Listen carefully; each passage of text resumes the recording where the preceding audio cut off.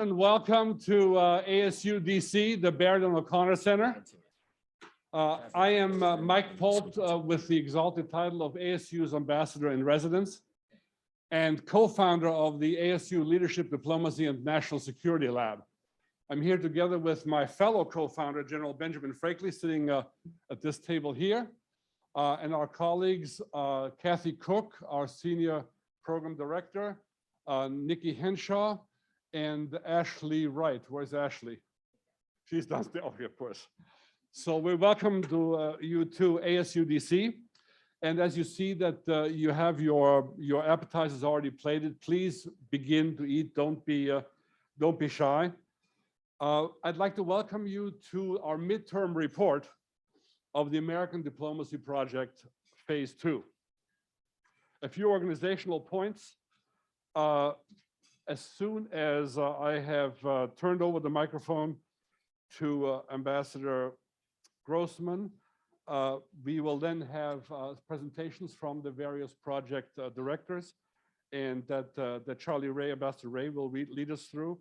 And then we'll also take questions from the online participants in the program, including Ambassador Dan Smith, who is one of our project directors, who will actually be on screen as well. And we are today organizing this event as part of what we call the ASU Washington Diplomatic Roundtable, which has taken over the hosting for the university of this project from the Harvard Belfer Center, the report of which you have on several of your tables from that many of you led and participated in. And I'm glad to see Ambassador Nancy McEldowney, who was one of the leaders of that project last year, to be with us today. Led by our co-chairs now, Ambassadors Mark Grossman and Marcy Reese, and our Executive Director, Ambassador Charles Ray, this project is now brought in collaboration with the Una Chapman Cox Foundation and ASU, and builds on that report. So with that, I will turn the floor over to Mark Grossman, and welcome you again, and hope we have a very interesting conversation today. Mark.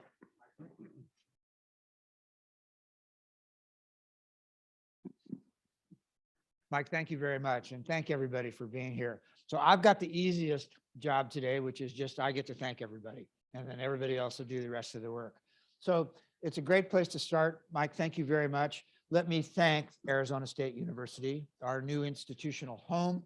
And let me thank you, Mike, for all of the enormous creativity, the generosity that ASU has shown us. Thank you very much.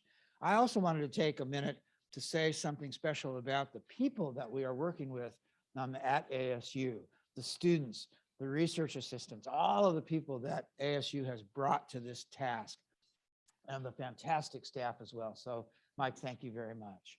I also wanted to just spend a couple of minutes singling out and thanking again the Una Chapman Cox Foundation, because without question, without the Una Chapman Cox Foundation, we're not here. We wouldn't have produced the first report, and we certainly wouldn't be working on American Diplomacy Project Phase 2.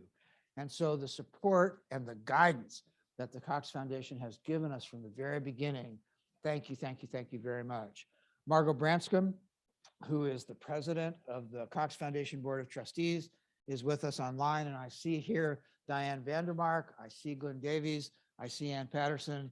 Thank you all very, very much for your support and for the efforts that you've made on our behalf.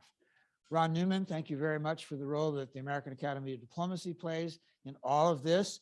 You are a big part of this effort, especially on the side of professional education. We'll hear more about that from Joyce and from Dan, but thank you for all the effort that the American Academy of Diplomacy has helped us with as well. Just to remind you a little bit, as Mike Polt did, about our chronology. So this chronology starts, again, with the grant from the Cox Foundation and work with the Belfer Center with the first ADP report. And like Mike, I'm so pleased to see Ambassador Nancy McEldowney here, who was part of the first group of 4 of us, Marcy, myself, Ambassador Burns, Ambassador McEldowney, looking after that ADP report. And we appreciated that and all of the efforts that were made at that time. We moved on and we wanted to do American Diplomacy Project Part 2. ASU has become, as I say, our institutional home. Many of you participated all virtually in our launch event in January of this year, the midterm report today, and we'll look forward to producing the final report just after Labor Day this year. Marcy will talk a little bit more about that, but you'll remember in the report that the Belfer Center helped us do, there were 10 recommendations.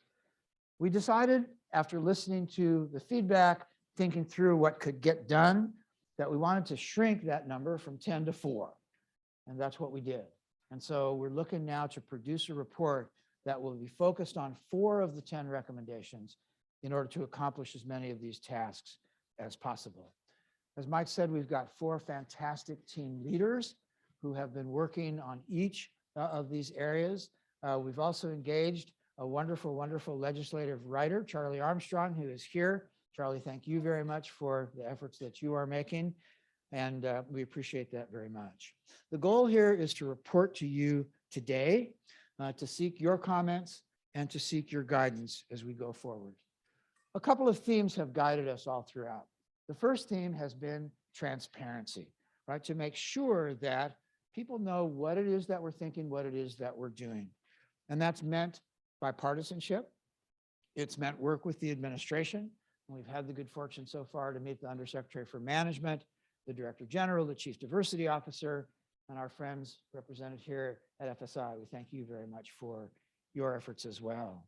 It's meant keeping in close touch with the Congress, both staff, and I see Sajid Gandhi here, and also members of Congress, because they will play, I hope, an important role in welcoming what it is that we have to say. Our friends at AFSA, Tom, thank you very much, has provided us a great deal of guidance and a wonderful focus group that we're working with. So we thank you for your efforts as well. The goal is to deliver what Marcy Reese has rightly called blueprints, to take the ideas that have been out there for some years, and in particular, we're part of the Belfer report, and make them operational and give people blueprints. And you'll hear a lot about this as we make our presentations today. And the other final theme has been that this work is being done for the people who are serving today. So most of us, we had our careers, we enjoyed them, they were great, but we want to try now to give something to the people who are serving the United States of America each day. And that's our goal, and that's our theme, and that's what we want to try to accomplish. So I hope that you'll have a chance to listen to some of these blueprints today, that you'll give us whatever advice you may wish to, that we'll come back to a group similar to this, I hope even larger, in September, and present these blueprints. And so if people say, I'd like to have a diplomatic reserve corps, how would I do it? Oh, I see, it's in this report. If I'd like to make some changes in the professional education, how would I do it? Oh, I see, it's all here in the report. Same on personnel, same on mission and mandate. And so we thank you very much for being here today. And Marcy Reese, I turn the floor to you. Thank you all.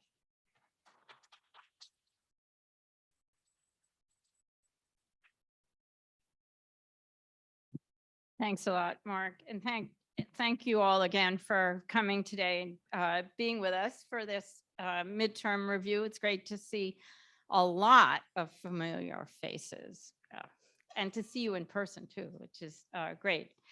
So the project began with 4 people came together to discuss their concern that the challenges of the 21st century just weren't going to be quite the same from those that we had faced in the 20th century, and to consider how the Foreign Service, in which all 4 of us had served for decades, should change to adapt to that situation. And Nancy, one of the original 4, I'm so happy to see you here today. And Nick Burns, who was also one of the original 4, has gone off to bigger things in China, but we owe him a debt of gratitude, certainly. So basically, the project was conceived against a backdrop of moving away from the nation, moving away from the big military commitments to wars in Iraq and Afghanistan, and a heavy focus on the war on terror. But the challenges, we thought, the challenges of the new century, climate change, pandemics, Arctic space, China becoming more of a competitor globally, didn't lend themselves to military solutions. In fact, the focus really needed to be on diplomacy. So we decided that just as the US military decided in a time of change that they needed to undergo a big self-examination and a big change, and the intelligence community having done the same thing, we needed to think about how the Foreign Service needed to undergo big change to deal in resources, organization, leadership that would make it the strongest and highest performing service globally and in this new global situation. So as Mark mentioned, the first phase was listening to our stakeholders, all current foreign service, past foreign service, but also all our partner institutions, the military, the intelligence community, and the American public, as a matter of fact. So our intent was to provide a vision, and those were the 10 steps in our first report, to really think about things differently and to think strategically. So that produced the first 10 steps. So those were pretty ambitious. And I think some of you have a copy on your table if you haven't seen the first report. They involve things like the mission and the very mission and mandate of the Foreign Service and of the State Department, of how we balance between political and career officials, a whole reworking of our HR processes, dealing with diversity and inclusion. It was really a big thing. Since publication, events in the world have certainly served to confirm our assumption that diplomacy was going to be at the center of things, and that success in dealing with that was going to be really important to the nation and certainly to our Foreign Service. Competition, let's take competition with China, for example, has created new diplomatic requirements. We now have an envoy to the island nations of the Pacific, something which we never had before. And of course, the most obvious example is the Russian invasion of Ukraine, which has had the State Department working overtime and globally, and with considerable success, I might say. The State Department and our UN ambassador are really working hard to step up their game at the United Nations. Again, a heavy focus on diplomacy there. So this has all set us thinking about, well, how do we move this project forward? We have some great ideas, but there was considerable work to be done, as Mark mentioned, to figure out the practicalities of implementation. So we concluded that just as busy people go for the prepared food at the supermarket, busy people in Washington were more likely to be interested in attempting specific reforms if they knew exactly how it would be done. And by that, I mean the resources it would take, the time it would take, the number of people, and so on. So, and one other important point, whether it might take legislation to do it or just merely changing regulations. So we decided to call what we intended to do blueprints, because just as with architects blueprinting for making up blueprints for the renovation of a house, we intended to provide precise, detailed instructions for modernizing an existing structure that would be well understood by its current practitioners. And we also decided to focus on the idea that seemed, based on our conversations, the most practical and of the most interest, most likely to succeed. So we decided to include blueprints for 4 of our original big ideas. And we also decided that measures to make the service more representative of the nation as a whole, more diverse and inclusive, should not be considered separately as they were in phase 1, but ought to be incorporated into everything that we intended to propose. And finally, we decided to include on our team an individual whom you will meet, who worked for years for the US Senate and is one of our most experienced legislative drafters. So We're often asked if we plan to replace the 1980 Foreign Service Act, and the answer to that question is we are not. What we do plan to provide is sample legislative language that might constitute an amendment or even a separate bill, depending on the circumstances and the desires of the supporters. Some of our ideas we don't believe would take legislation to implement, but rather amendments to the Foreign Affairs Manual or the beloved FAM. And in those instances, we plan to provide sample language. And we also came to the conclusion that adoption and implementation of our ideas would take positive interest on the part of all involved. First and foremost, the service itself, but also the administration, the Congress, and the American people. So it's true that there have been a good number of reports written about ways to reform the State Department. And all of you here, I think, are familiar with some of them. And it's also true that since the Foreign Service Act 40 years ago, there's really been no attempt at thoroughgoing reform. We think, for some of the reasons that I've mentioned and other reasons as well, that now is really the time to take this on. We realize that this is a pretty ambitious undertaking, but we think that we've been judicious in our choice of areas for reform. And so we hope that when the blueprints are done, by showing very clearly what it would take to adopt these ideas, we'll be a little bit closer to making them real. Thank you, everybody.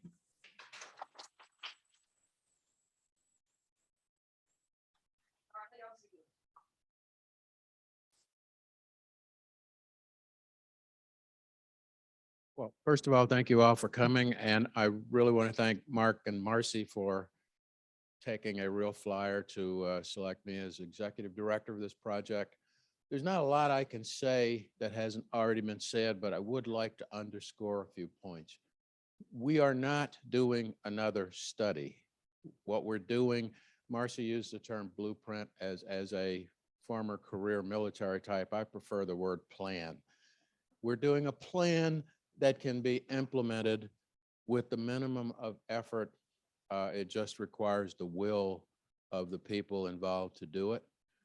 We have an outstanding team working on this. I did the figures on the Metro coming in this morning. There's over 200 years experience on our teams working on this. You couldn't find a better group of people to put together a plan to show those people who are still practitioners in the field how to make their lives easier and do their jobs better. And with that, I would like to introduce the team members, one by one, to talk to you for a few minutes about what they're doing. And I'll sit down and shut up. And we'll start with Mike Polt, who's doing the mission and management. And one other thing I would like to say, I mean, both Mark and Marcy mentioned that we were modest in taking the 10 recommendations in the study and paring them down to 4. But please don't take that to mean we're being modest in our proposal. Basically, we're doing nothing less than looking at what needs to be the American diplomatic service that serves this country best in the 21st century. And to use a football term, we're going long. So hopefully the people out there who are on the field are prepared to catch it. So Mike, over to you.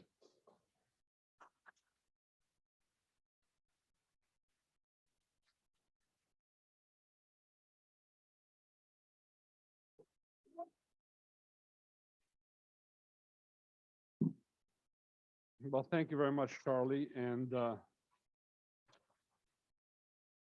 we structured our 4 recommendations in the order in which they were listed by the original team from the phase 1 report.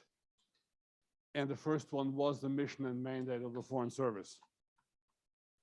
And we picked out of that the mission and mandate portion of phase 1, 5 elements that we've now built out into the blueprints that Marcy mentioned to go ahead and suggest specific elements that we could undertake to go ahead and achieve the purpose of those recommendations. And the first one is what I would call setting a new standard for professionalism and leadership in our diplomatic service.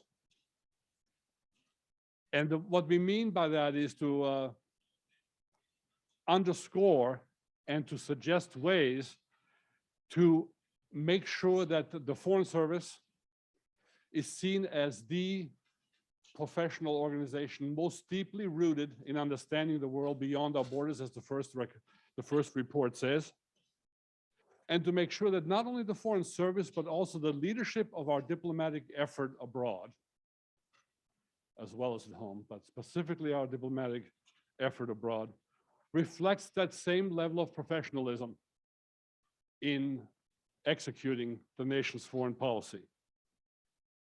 So we plan to suggest some amendments to the Foreign Service Act of 1980 that put this language into legislative terms.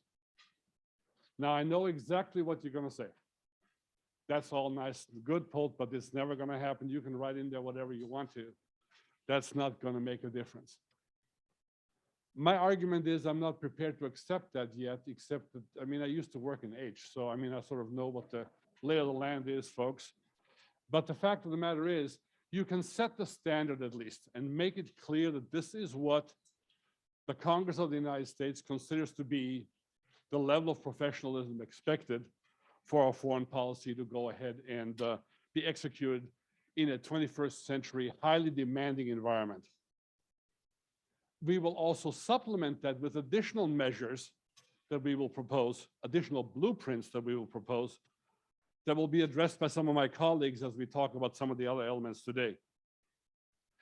But the second one is another one that we've picked up from mission and mandate, and that is the enhanced authority, responsibility, and accountability of our chiefs of mission. And what we mean by that is, number one, the authority part being even more explicit, both in the redraft of the presidential letter for our chiefs of mission that we will propose, as well as, again, necessary legislative language to go ahead and make clear that that is what's expected by the people's representatives in terms of our representatives abroad leading our diplomatic effort. We intentionally wrote authority, responsibility, and accountability because that also means you have to have the accountability of serving those efforts which are clearly necessary for an effective, modern, inclusive, and accessible and equitable foreign policy team to be established. There are going to be some controversial things in there that I know that people are going to shake their heads at in terms of what we want ambassadors to be able to do and have input in. One of the main ones, to be very frank with you, that I've heard repeatedly is we can't let our ambassadors decide these things because they might decide the wrong thing, so it has to be done by a committee back in Washington. If that is our attitude toward leading our diplomacy, then I'm afraid we're going to be stopped before we even get there. We need to be able to have a leadership that we can place the trust in to go ahead and lead. Hillary Clinton used to say to us all the time when we were in the field as ambassadors, you are the CEOs in the field. Colin Powell used to say, the only reason we exist here in Washington is to support you in the field. I think both of them meant it, and in reality, it wasn't so. We're trying to create some new realities here, and we will make every effort to go ahead and make that clear. Next one is a Washington-based one. Basically, we're talking about the Foreign Service, but this one addresses particularly Washington, picking up on the Phase 1 report, and that is putting the State Department back into a leadership role in the interagency process, whereby, and again, the first report suggested, and that's exactly what we have written in terms of seeking that change, to change the current National Security Memorandum that designates the National Security Council into the chair of every one of the interagency policy committees. on foreign affairs, the principals, the deputies, and the IPCs. We're presenting a blueprint that puts the State Department in the chair of at least of the assistant secretary level, the IPC level of the interagency policy decision-making apparatus. And we'll have explanations for why we think that's possible and can be done. There is, of course, precedent in previous administrations. Then we want to pick up on something that Ron Newman and the Academy of Diplomacy has already done tremendous work on, and basically endorse everything that they have proposed on a mission-driven diplomatic risk management environment. So we are going to cite directly out of the report that the AAD has done on this issue and support existing legislative drafts, both on the House and Senate, that suggest adjustments to the accountability review boards and make clear that the Foreign Service does not function in a risk-free environment. And it cannot be, and it must never be, attempted in future to put it in such a position where basically the work cannot be done because we try to eliminate every possible risk, every possible post-Benghazi assessment that could possibly happen out of that horrible experience. So we plan to actively support a risk-accepting, mission-driven role for the Foreign Service. The first job of being abroad on behalf of the United States is not to keep us all safe. And that may sound controversial, but that's not the first job. The first job is to go do the people's business abroad and keep ourselves safe. But first is the mission. And the last thing is, talking about the American people, we need to have a better, more systematic, and much more intensive way and comprehensive way of connecting to the real stakeholders of America's foreign policy, the American people,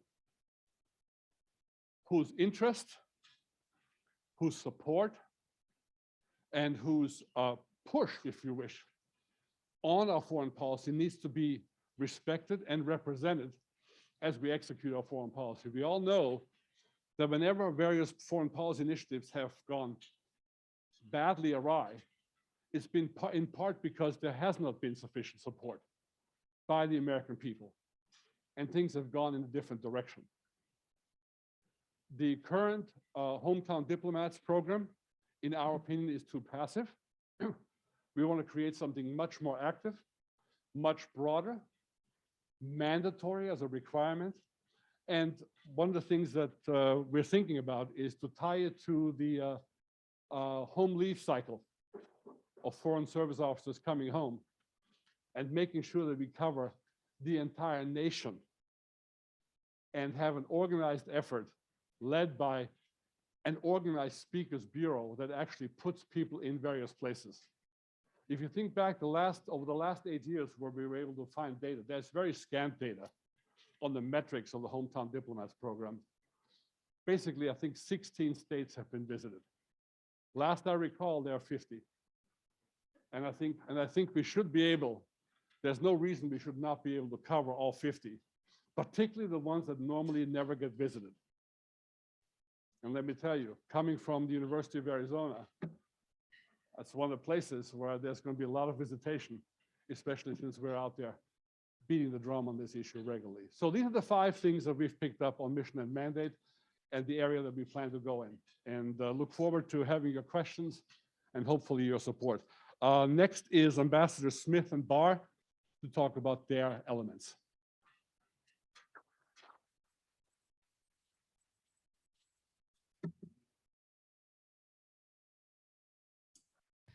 Good afternoon, everyone. And I'm hoping that my colleague, Dan, will appear on the screen, but if not, Dan, can you hear me? There you go, good. Yes. Okay. So Dan, we're going to start with you and I talk at the end, Monsieur. Thank you, Joyce. So I'm sorry that I can't see everybody there in person and enjoy your wonderful meal with you.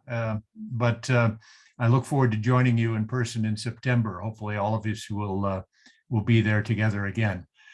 As Mark indicated, Ambassador Barr, Joyce, and I were asked by the American Academy of Diplomacy, with generous funding from the Cox Foundation, to undertake the review of the training and professional development component of the American Diplomacy Project Phase 2, and part of this effort here.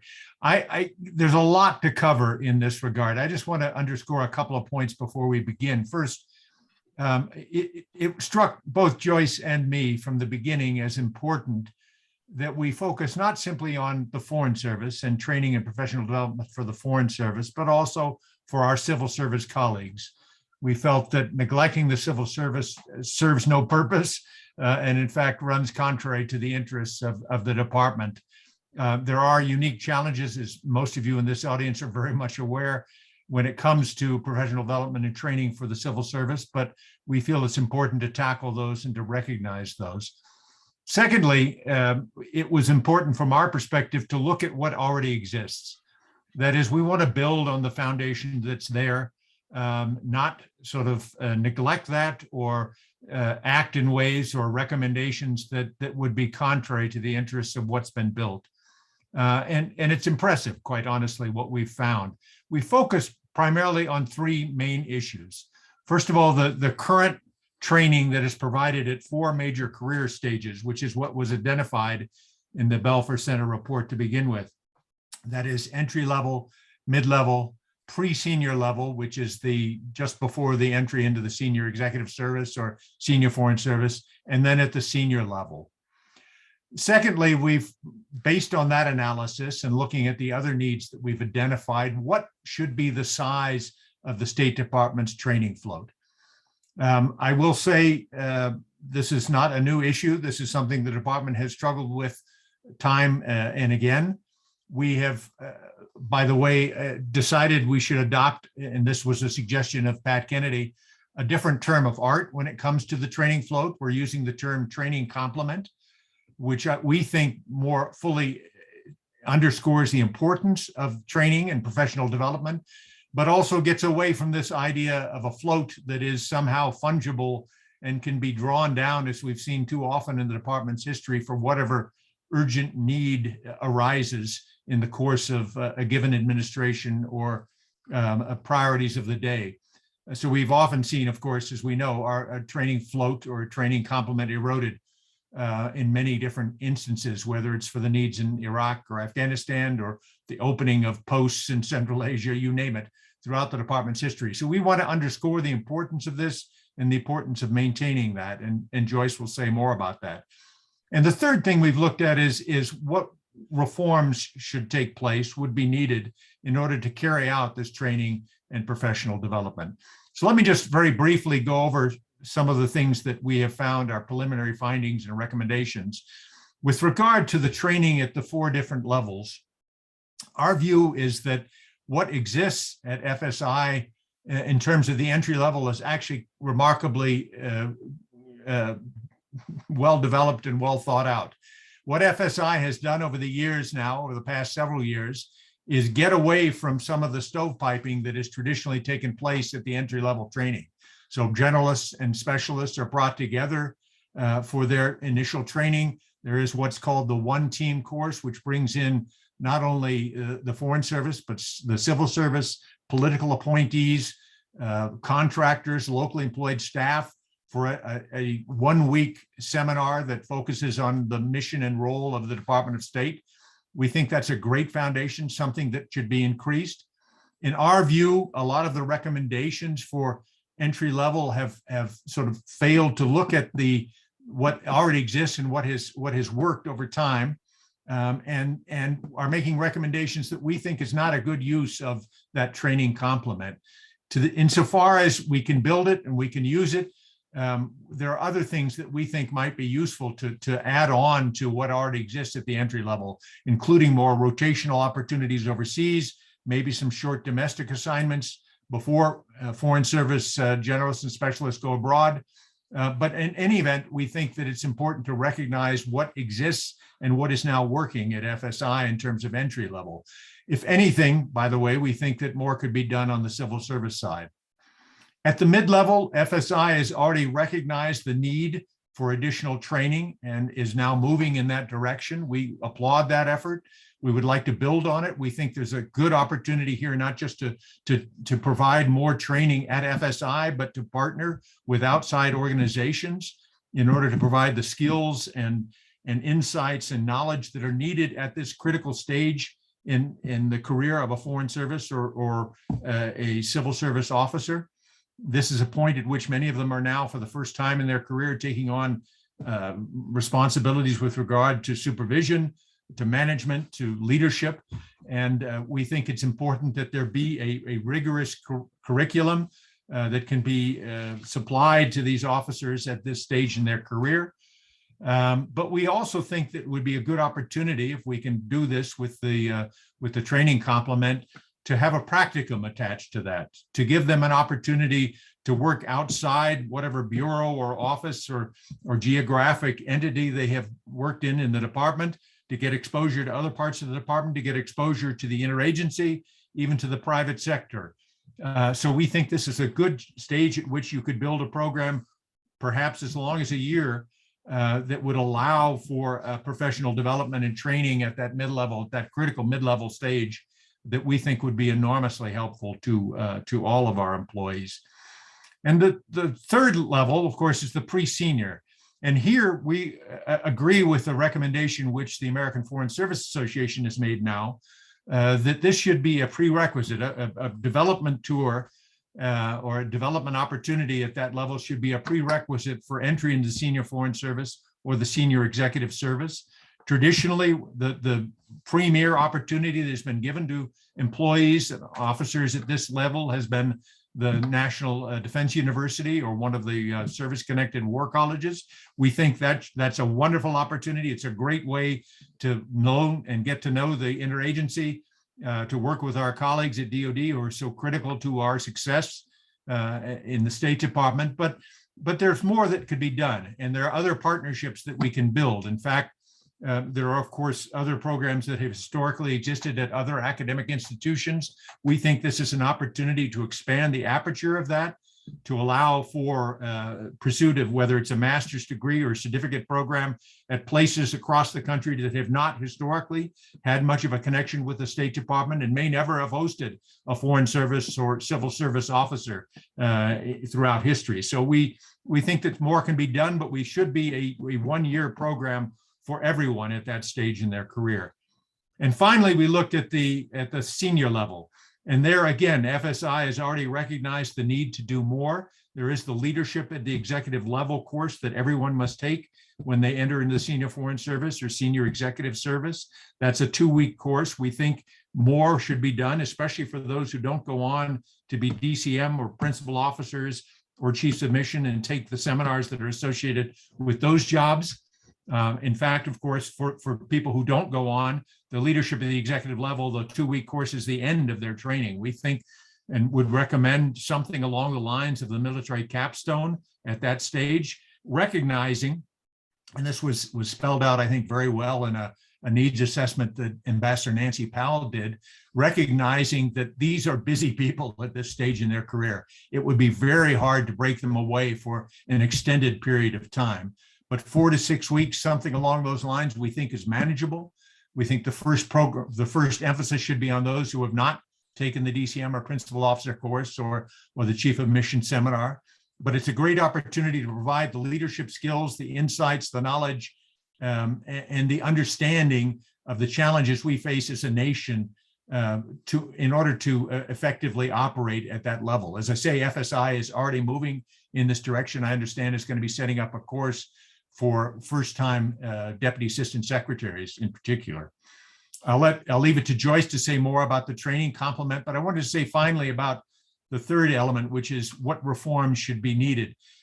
One of the things that has been out there on the table very often, and recommendations that have been made sometimes from the outside, is that FSI should become a degree granting institution, something along the lines of the National Defense University.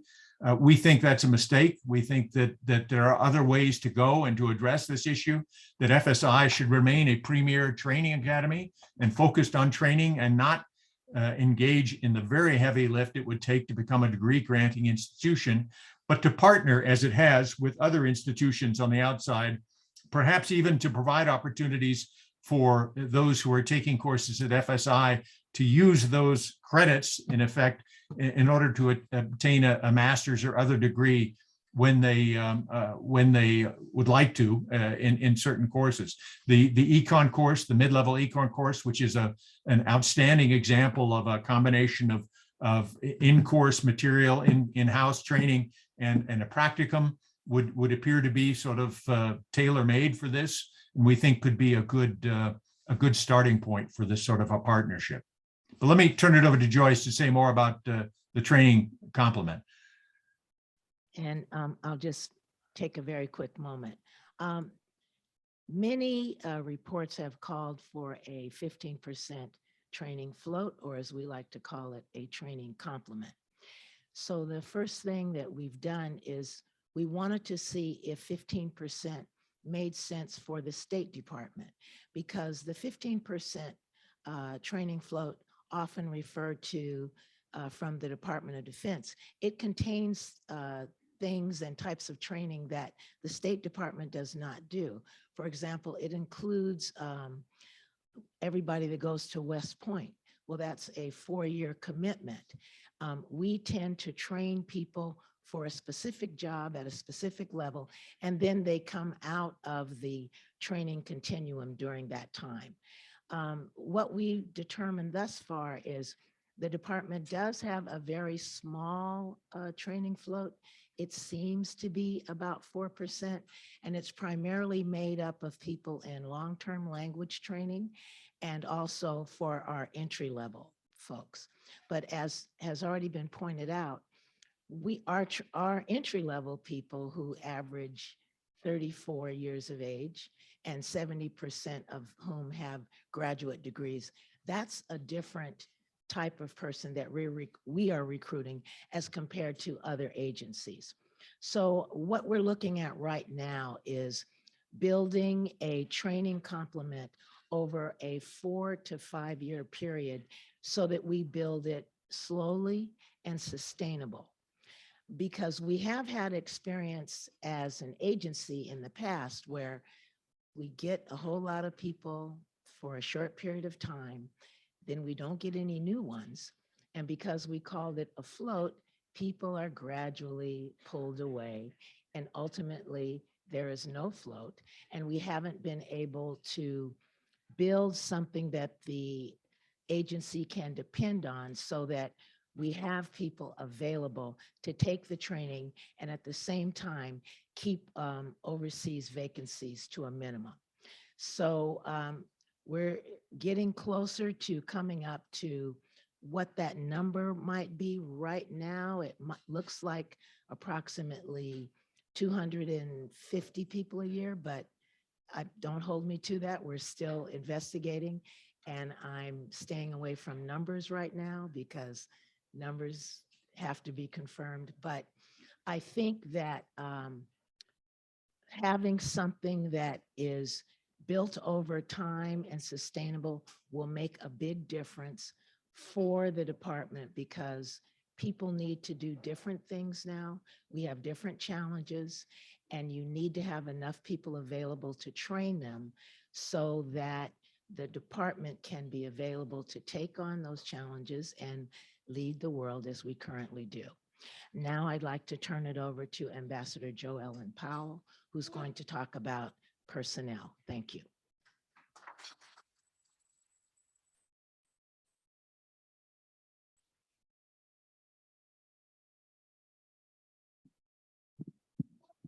Thank you, Joyce. Thank you, everybody. Can I be seen at all over this tall podium? Wonderful, wonderful. Okay. You know, the Belfer report has called for HR reforms to the Foreign Service to make it more diverse, to make it more modern, to make it more flexible, to make it less rigidly adherent to defining officers by the cone that they work in rather than by their leadership qualities and by their professional skills. Now, as Joyce and Dan have said, the department has already given a great deal of attention to improving diversity, performance, professional development, support for families in the Foreign Service and the Civil Service over the last few years.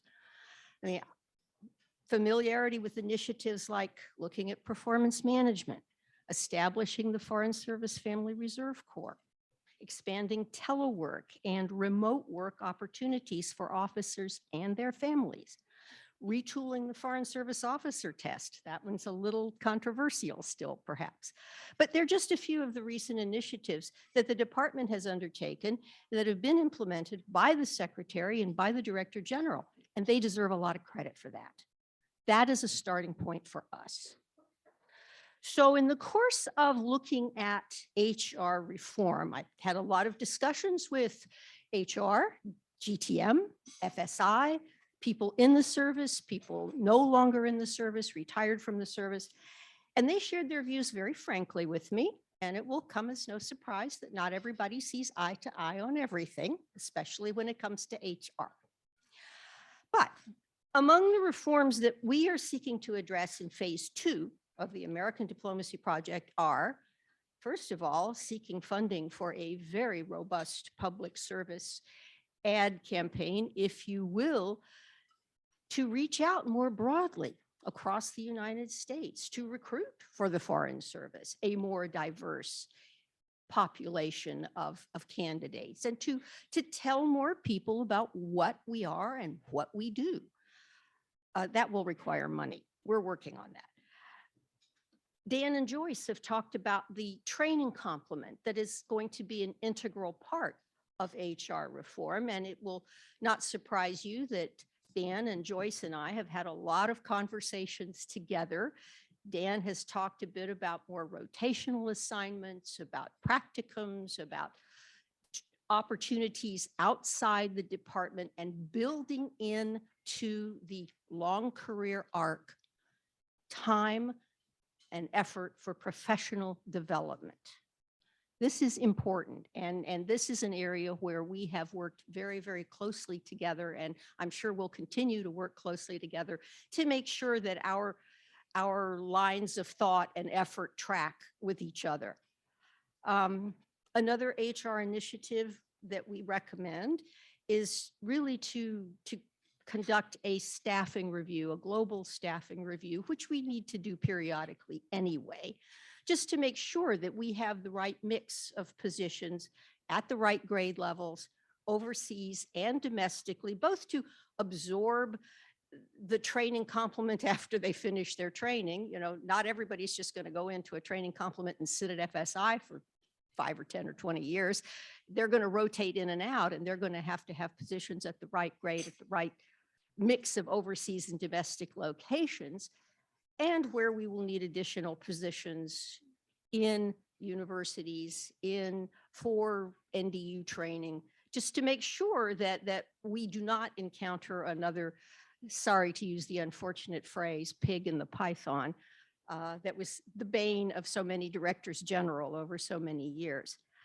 And part of this staffing review must ensure that our resources are aligned with our policy priorities, looking at where we need to be, not just today, but tomorrow.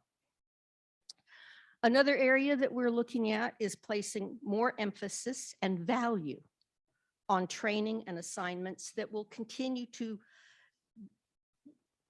promote professional development, grow leadership skills, build language, regional, multilateral, and functional expertise.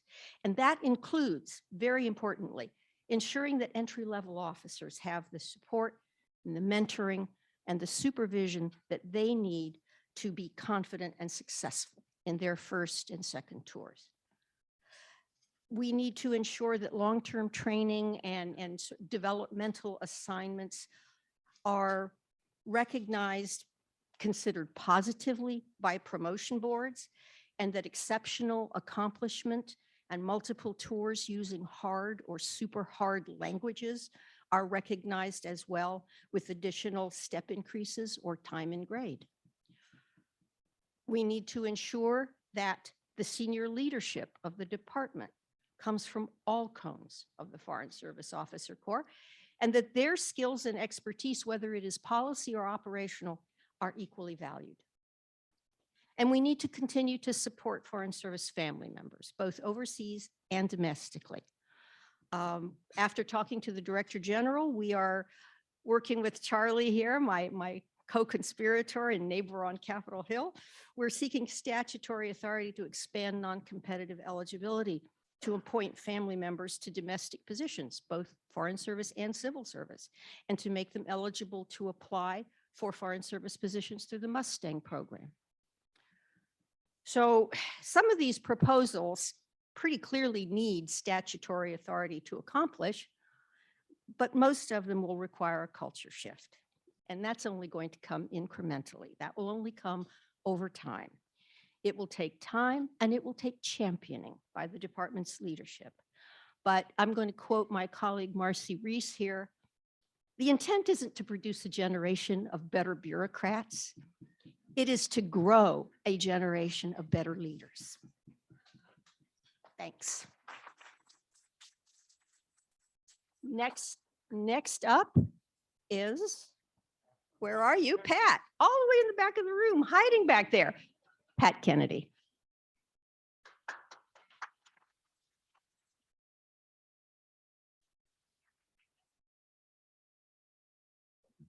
Mark told I had 5 minutes, so I have my stopwatch here. I think we all know that the State Department has the capability usually to handle the routine operations that exist around the world. The problem is surges, crises, whether they be large like Afghanistan or Iraq, or small like Haiti.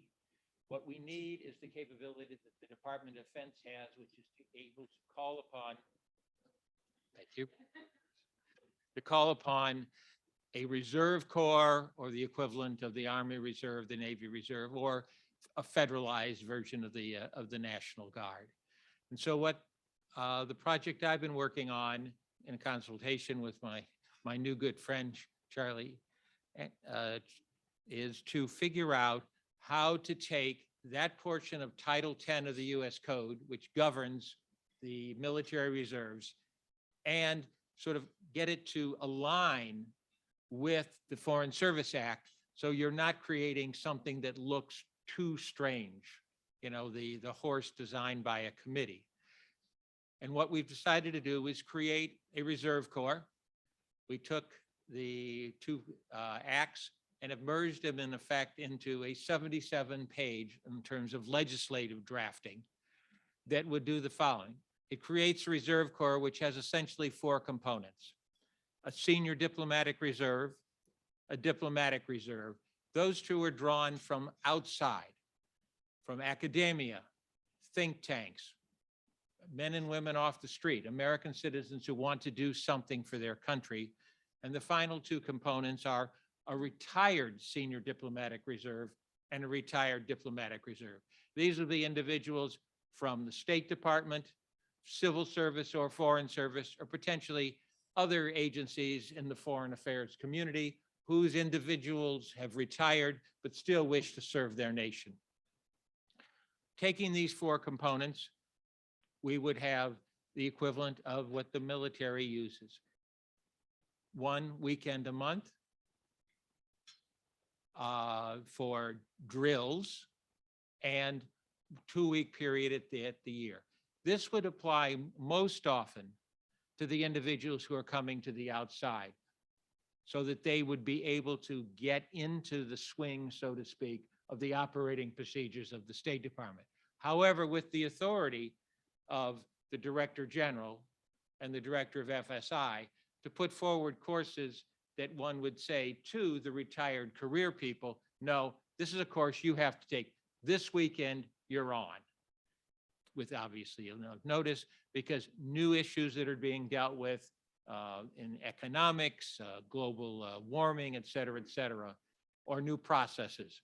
So you put these together, you have a reserve corps which has a training ongoing over the course of the year to get people ready. Individuals then could be called up and used and deployed required. How do we get these people? Obviously, recruitment is a very, very important activity. We would need the global talent management and the global public affairs people to launch a real domestic campaign in order to push out the word on this activity. But I think there's something missing, and that's what is missing in the State Department now, is we really don't have recruiters like the US military does. They just don't exist. So buried in the legislation is an authority for the State Department to engage in personal services contracting. And the goal would be to reach out to around 100 cities in the United States and see if we can locate in those cities retired members of the State Department, civil service or foreign service, who would be employed as recruiters. And so one day a week or more, if they wished, if they required, they would be paid to go out and visit academic institutions, speak at world affairs councils, and put the word out that the State Department has this new division, like the military, like the reserve, and invite them to apply. And then you would have going through a process of vetting, like the Foreign Service Officer exam process and the new exam process. If you haven't heard about it, it is quite spectacularly thought through, and then vetted by diplomatic security, and then be prepared. Now, obviously, when you recruit people, you want to know that you're recruiting people like the military does in the range of MOSs, military operational skills, that you need in order to get the job done. Here, the process we would recommend is that a committee be formed under each Undersecretary of State and the Executive Secretary of the Department, and their bureaus that report to them, or the special offices report through the Executive Secretary to the Secretary, would each propose to the Undersecretary's committee what billets, what slots, what in effect FTE, what skill sets do they see as on the horizon or potentially over the horizon that would be needed in order to have this reserve capability to surge forward. And so all these would come up, and then the undersecretaries would make a recommendation to the secretary that over the course of 4 years, 250 each year, we would bring on board these people with those skill sets to order to have the reserve corps that we feel is necessary. And that is in the sum of it.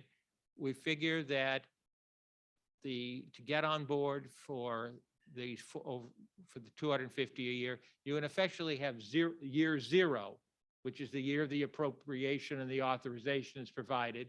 Then you go to FSI, and with their assistance, develop the coursework that would be necessary to bring these people into the system and to keep the retirees updated. You would then get additional funding for diplomatic security to do the vetting, to the Board of Examiners of the Foreign Service to vet them, to make sure they have the skill sets, and then an entire package. So we don't end up, as the State Department often does, with a new program, a Reserve Corps, but yet no infrastructure that underpins them, to everything from training to make sure they do get paid as they're required. And then even if they stay for a full 20 years, how they could be retired. Thank you very much. And back over to Charlie.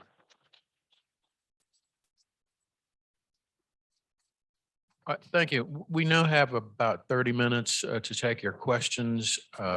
And so if you know who you would like to ask the question to, identify yourself and do it. What I'd like to do, I don't know how many people we have online, but I would like to start with live questions and alternate between those here and those online so that everyone participates. So who wants to go first? Yes.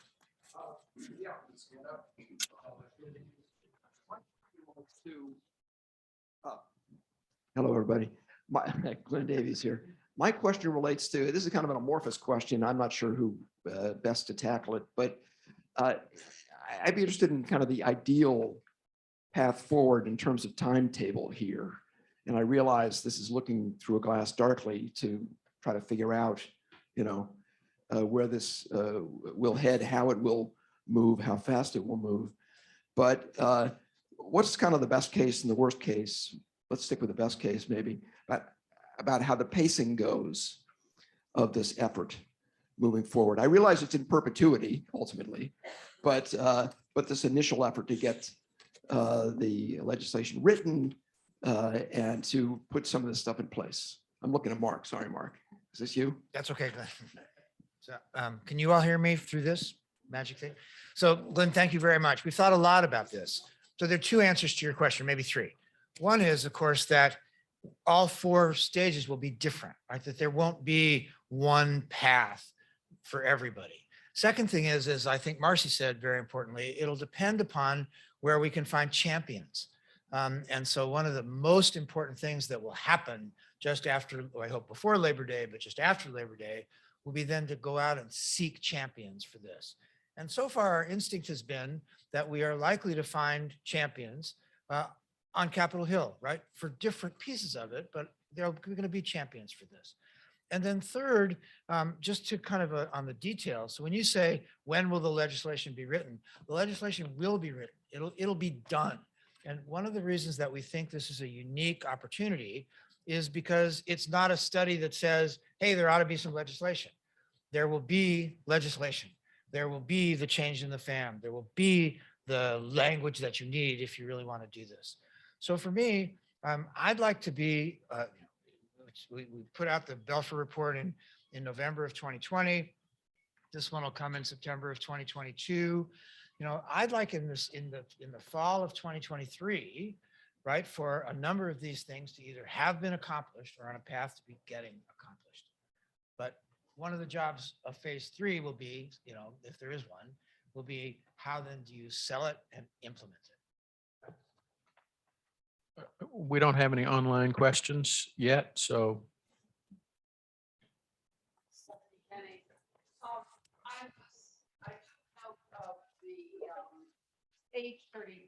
Average age 34, 70% graduate degree entering officers. And I wonder if anybody has looked to see if there's any coherence in that. Diversity is a wonderful thing, but I don't have the impression that people are coming into the Foreign Service with a necessarily common background for a profession and a service that needs to be, as you all have said, and I totally agree, fundamentally redesigned or redefined for the 21st century. So how out of this wonderful diversity do you create a common core for professional purpose, common language? It's been divide and conquer for the last 20 years. Cones, hyphens, special programs, random short-term training. Where do you get any kind of common professional formation and core out of what we're acknowledging is a need? I didn't hear that.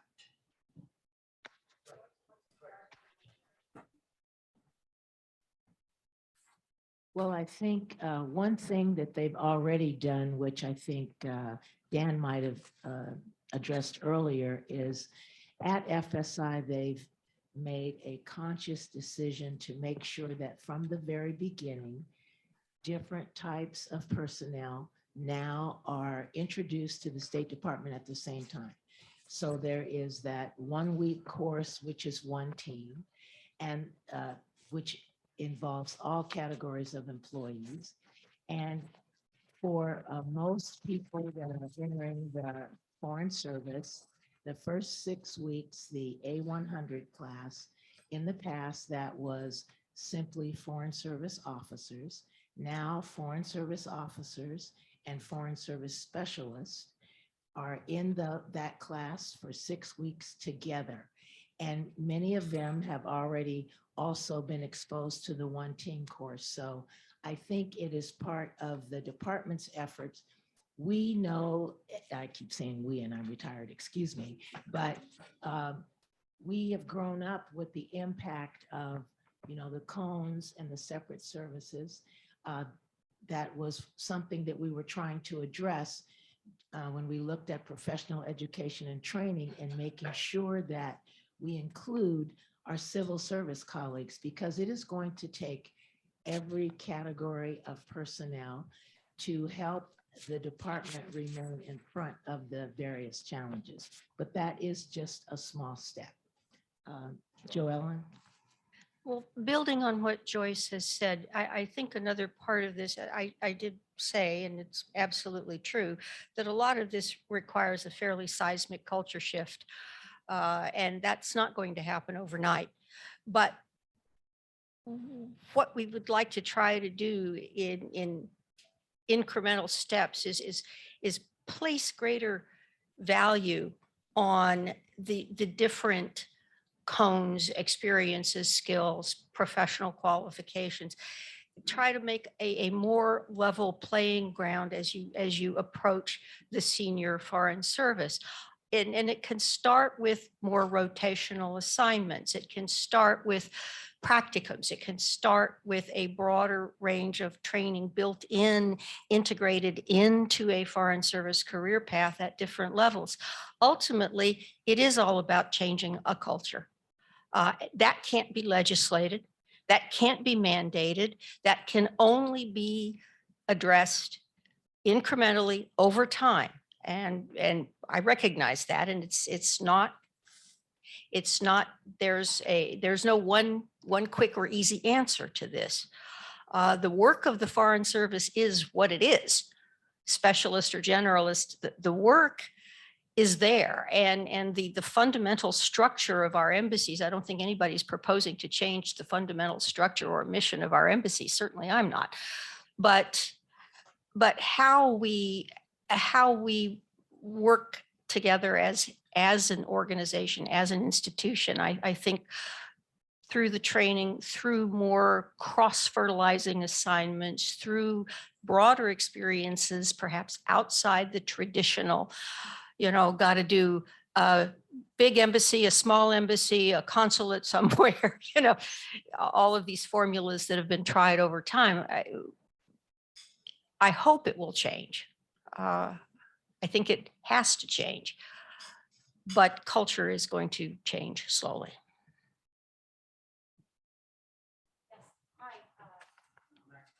Thank you. Hi, I'm Joan Polashik. I've just been named as the director of FSI, which I'm thrilled to pieces about.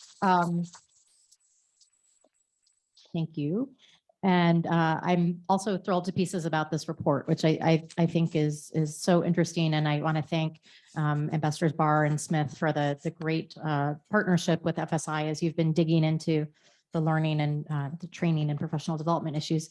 To answer your question about these stovepipes and how we change it, I want to flag for all of you something that's very interesting that's taking place now as part of Secretary Blinken's modernization agenda.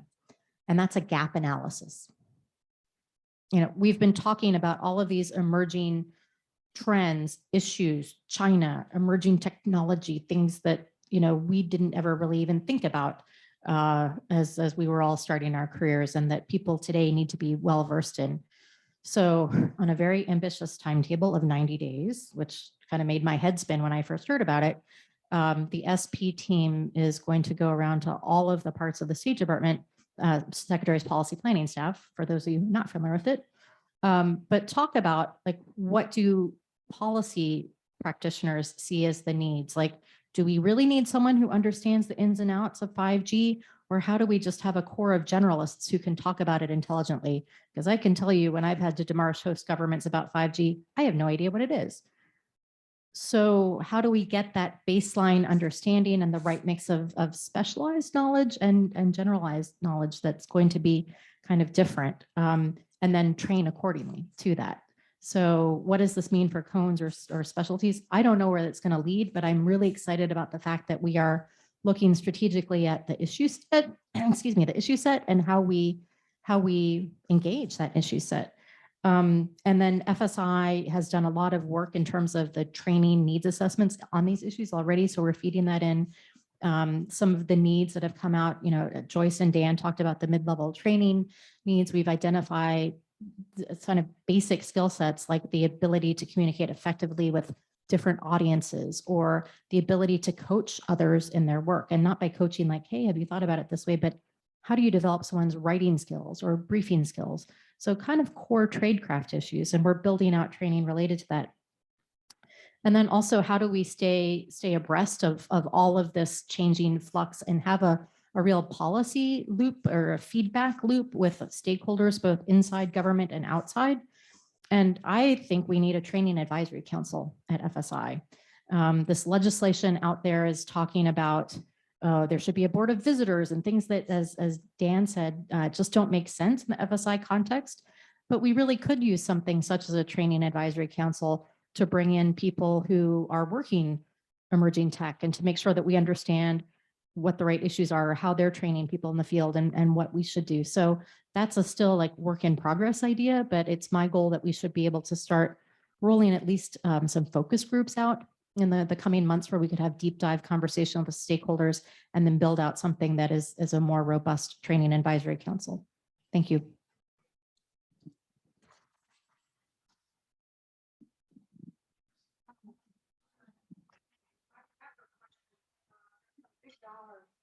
Items in this, Joyce and Pat and the PR effort.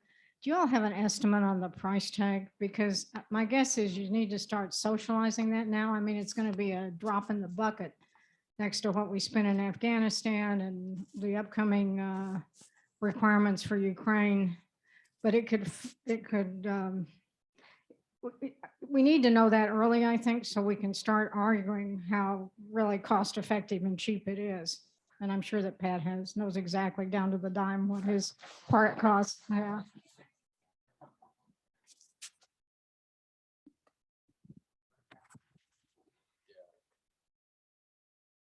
The Reserve Corps has obviously two components, a static portion, which are the people who are members of the Reserve Corps, and a little bit of infrastructure to underpin them.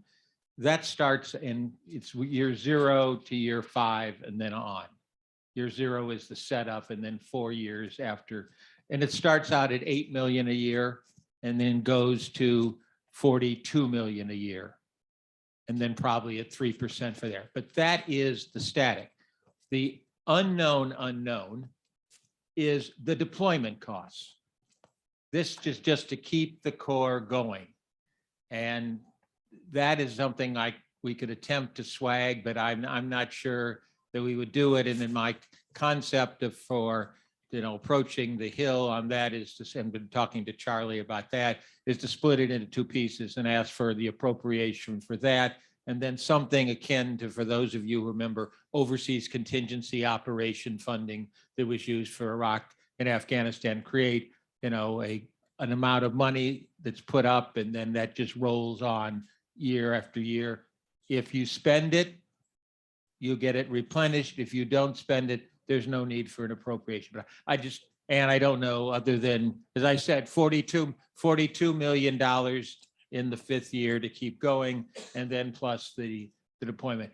I think, though, this would be a lot cheaper than the amounts that we have been paying commercial entities to step in and do it, because they have higher overhead and higher startup costs than the department has. Okay, we have a couple of online questions, and to be fair to the online audience, I'm going to take both of them first. Our first one is from Arnold Chacon, and he said, I'll leave out to thank us all for the great work we're doing. Regarding the need for a major cultural shift as we pursue reforms and modernizing our beloved State Department and having a more effective diplomatic corps, how do you plan to address recent changes that do away with a single gateway to move forward in recruitment process? Will you support new consideration of holistic application? Who wants to take a stab at that?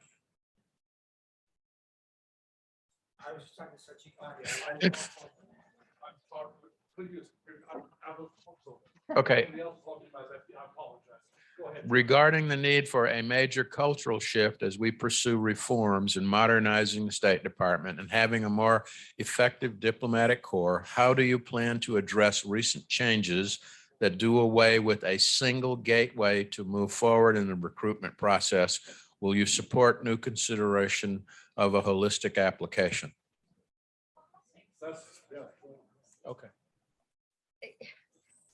This is Joe Ellen. I think that certainly the changes to the Foreign Service Officer test and taking a wider look at candidates and as they compete for entry into the Foreign Service, this is something that was not on the table when the Belfer report was written, and it wasn't even on the table when we started doing our work. And I think, to be fair to our colleagues at the department, we've got to let it play out for a bit. I'm not passing judgment on whether it's a good idea or a bad idea because I don't know how it's going to work.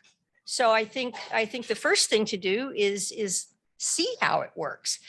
Give it a fair shot. You know, if the idea here is to have to really broaden the pool of potential candidates by not having a thumbs up, thumbs down right out of the starting gate. Either you get through gate one or you do not pass go, do not collect $200. Let's see if it works. You know, I believe in having an open mind about this. And so I would like to see what the results are before attempting to recommend changing it. Okay, second question from Deborah Jones. And again, I'll leave out the kudos at the start in the interest of time. Question around developing the esprit de corps, so important to success in challenging and sometimes dangerous missions. I read it. I don't know if I read that question. Sure, let me, Marcy, Yeah, okay. go ahead, and then I have just one comment. Well, I would say this gets to the basic strategic idea that we have here of creating a foreign service that is more agile, which allows people to study things and become experts in more depth. Moving away a little bit from the just throw them in the pond and they will swim sort of model that we've been living with for all of these years. And that produces the kinds of leaders that we need.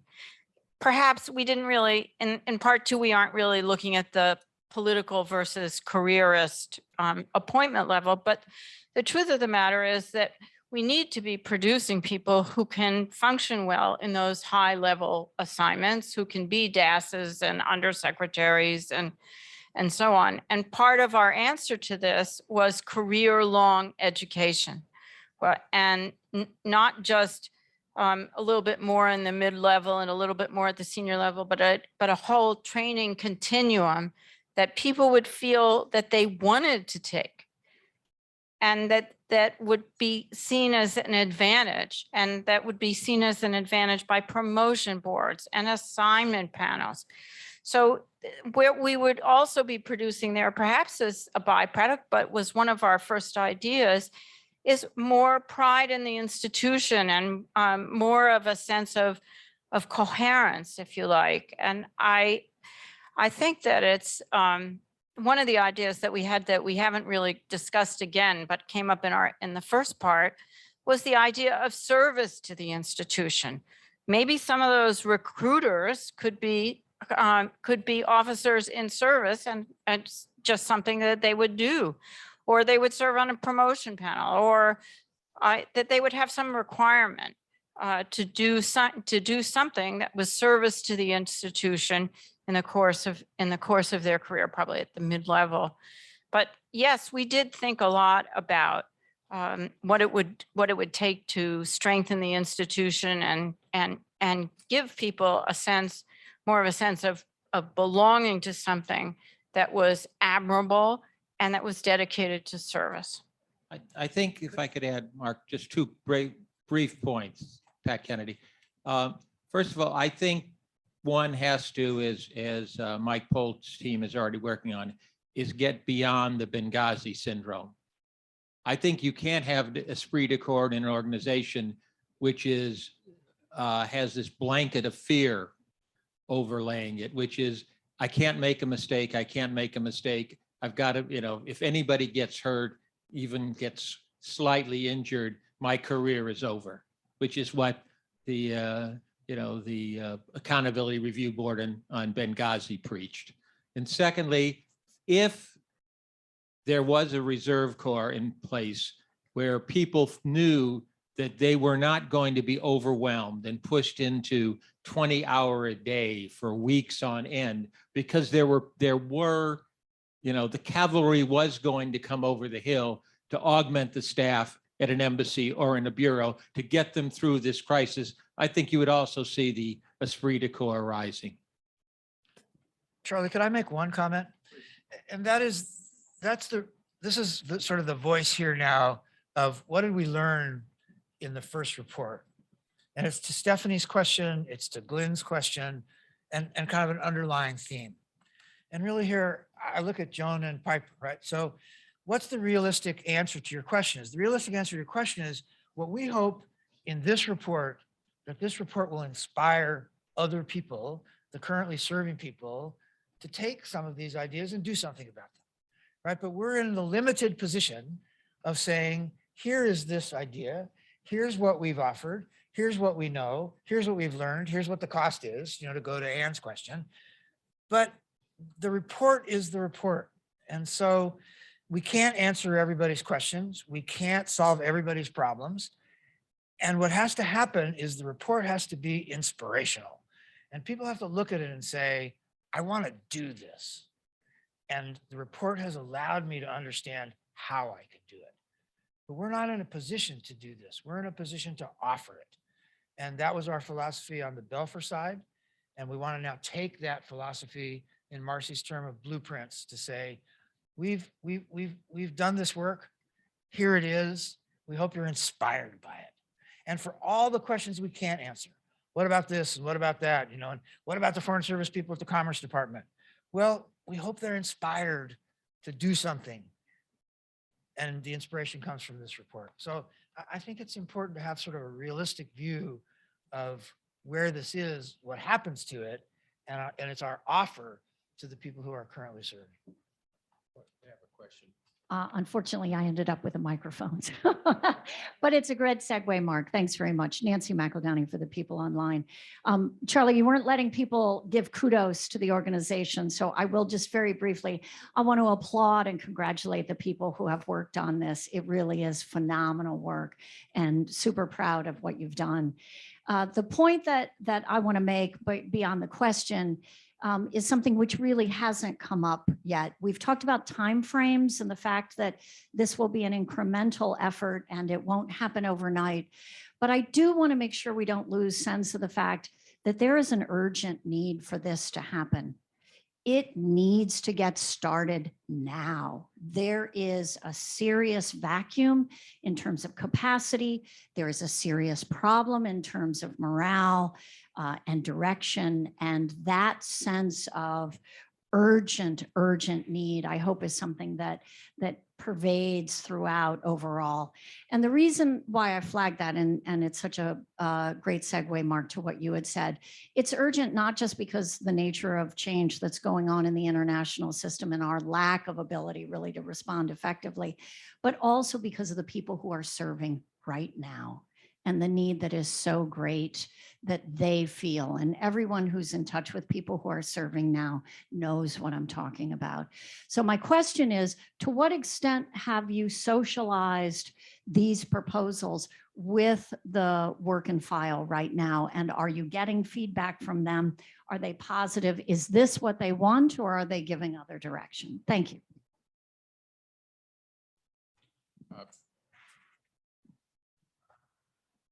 Well, as you know, Nancy, we work very hard in the first report with dozens and dozens and dozens of meetings with all kinds of people. And so we learned there that these 4 things were at the top of people's agenda. And with Tom Yasgardi's help and with AFSA's help, we've got a wonderful focus group of all different kind of ranges and ages and ranks of people who we've been testing these questions on. And thanks to Ron Newman, there's another group of people who's been giving advice, particularly to Joyce and to Dan. So I do not say that it's at the same intensity or with the same numbers or the same level that we did in the first report, but we learned enough there to know that these were 4 things that are important. And we've got a number of groups who are helping us find that path. Okay, we have time for one more question. Yeah, just quickly. Sorry. Hi, Mike McKinley. Just to say that on the 4 phases, narrowing it down from 10, you actually have a chance of getting 7th floor leadership interested in the possibilities, maybe even the White House, and certainly people in Congress. And that will already, establishing state as a leader will lead to a big culture change, given everything that's happened to states' role in the interagency process. But on this issue of diversity, Stephanie, you raised earlier, and the culture there, I'm assuming it is a question that there's a huge generational change underway, not in terms of age, but in terms of outlook on life. That's where this gap analysis, if it's going to be conducted with 6th floor interviews, as opposed to what, the next 2,000 officers and specialists think about the world, they're there, they're old, we talked about 34, they've come in with experiences, they're part of the current world, working them into the process is their way to do that. And then just finally, Marcy's point on pride in the institution, Pat's on, the culture of fear. I would just suggest, and those of you who've heard me before, it's a broken disc or website. Essentially, there's a politicization that took place in the last 4 years. Anybody who thinks that's gone, the vast number of Foreign Service personnel today are just waiting for 2024, 2025. They're going to keep their heads down. They don't believe the change is going to be lasting, whatever's coming through. And I would suggest if we do get a chance, that you do get a chance of presenting these 4 phases more formally at the department, what we really need is a absolutely clear sign of leadership from the 7th floor that they understand where the building is at and what the building has been through. We haven't quite seen that yet. Thanks. Thank you. And I'm sorry we couldn't get all the questions, but we've run out of time. I'll turn it back over to Mike Polt.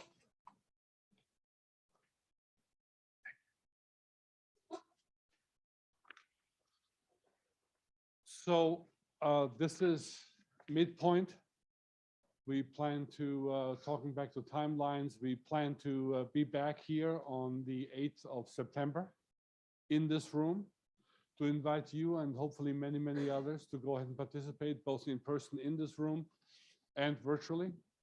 And in the meanwhile, we will continue with the focus groups that Mark has mentioned, and any and all of you to go ahead and provide us additional input into our efforts. I completely agree with Nancy on the urgency of now. Yesterday, day before yesterday, I completely agree with you, Mike, on the key element of things are, first of all, the traumatization of our colleagues, of the nation, of what has happened in terms of our foreign policy establishment. But also the one other thing that I would like to add that we have basically been talking around or about is, as the Foreign Service, and Mark said earlier, we want to give things to our currently serving colleagues. They need to be empowered to go ahead and take charge of their and our nation's foreign policy future, and not around the edges of bureaucratic exercises, but rather on leading our nation's foreign policy. And if we keep on cynically saying, we really can't, we really aren't in charge, we really are sort of bit players. If we act like big players, that's exactly what we're going to continue to be. So therefore, We need to go ahead and put some of these tools out there that Mark and Marcy and all of us are talking about to go ahead and give our currently sitting colleagues that inspiration that Mark was mentioning to go ahead and keep on carrying this forward, because we're not going to do this. All we're going to do is we're going to put something out there as a tool set and then hopefully allow them to go ahead and carry this thing forward with as much support as we can bring from the sidelines. So with that, I thank you all very much for coming, taking the time to be with us today. Please come back on the 8th of September and we will show you the results and you can go ahead and take it apart at that point. Thank you very much for coming. It's been great to have you, and thank the entire ASU team led by Kathy Cook, Nikki Hanshaw, and Ashley Wright, who've been putting all this together, and of course, our technical team here at ASU DC. Thank you very much, everyone. This is terrific stuff. And it's incredible how it's moved on, for something much more